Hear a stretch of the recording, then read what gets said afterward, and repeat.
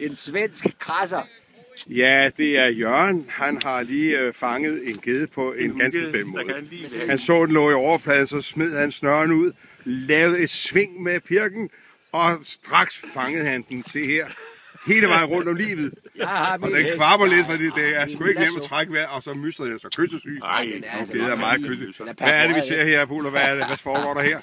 Ja, det drejer sig altså om en svensk gede, ja, som svømmede lige så stille og roligt forbi. Ja. Det skal man ikke gøre. Nej, ikke når Jørgen Bækker. Nej, ikke når Jørgen Bækker er så lavede han den der texanske manøvre. Nu lige se her. Hvor han lige svirpede dem omkring. Og se, hvordan den snurrer rundt endnu. Buen på den. Ja. Og nu ligger den sådan og kvapper lidt.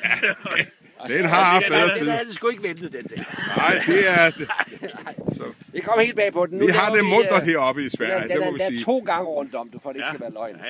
Ja, det kommer ikke her. Jeg ikke bare tage den sådan stille og roligt. Nej, så kan vi sgu fange geder alle start. Den kan sgu godt klare livet igen. Jamen, så farvel, lille gede, og tak for denne gang. Det var sgu med i Ågaards show fra Bolmensø. Nu lige om lidt, så bliver ciao.